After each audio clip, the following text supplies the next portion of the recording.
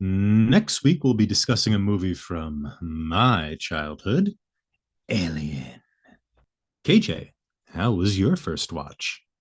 Tom, I think this movie, being from your childhood, might explain a lot. I cannot imagine watching this under the age of like 30 or 40. It's a pretty creepy movie. But my first experience was Alien was in MGM Studios, now called Hollywood Studios in Disney World, on the Great Movie Ride.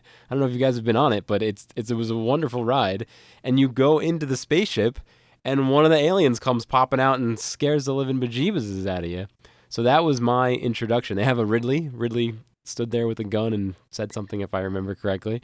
And then the other experience I had with Alien without knowing it was Alien was Spaceballs. The end of Spaceballs, they do the Alien parody. But then in my 30s, I did watch it while I was traveling, and it's good, guys. It's really good. And the rewatch for this show, I loved every minute of it. It's creepy.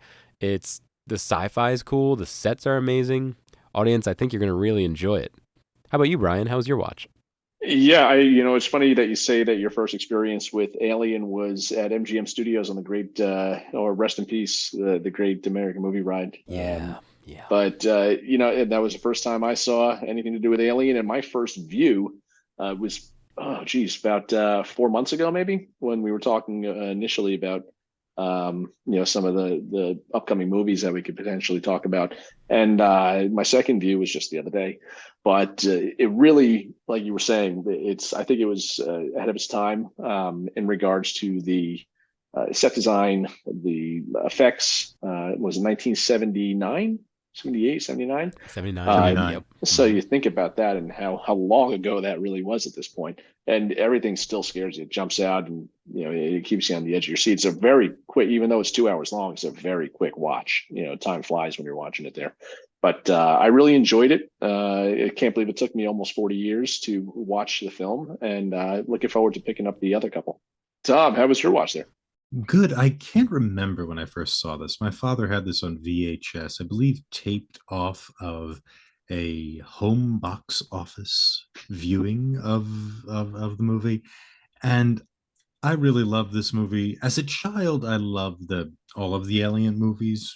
I think even as a child, I knew Alien 4 wasn't very good, but I had a kind of compulsion for the initial trilogy. And I always enjoyed this movie most. As an adult, Alien Cubed is sort of intolerable.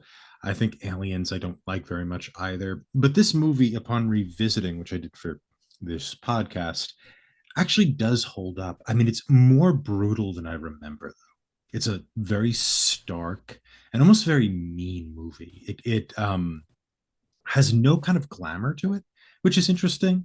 Like the actors are a little older than your traditional cast of actors. Um, the people you are probably, in the time anyway, most likely to have connected to are probably the characters who are going to die most quickly. They kind of pull a psycho in that sense. I think the design of the ship looks great. I typically don't like designs like that are kind of gray and claustrophobic, but the ship sort of feels like an endless labyrinth. It's sort of no placeness. The fact that you can't really understand how the ship is put together really increases the creepiness of the movie. Um, and it does have a kind of intense, almost mean spirited nihilism to it, which for a horror movie, I think works very well. I think that if this movie had more pretensions, I would probably hate it very much.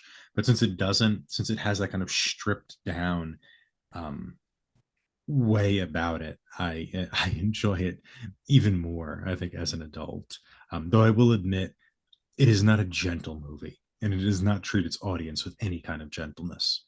Alien is available on Hulu at the time of this recording.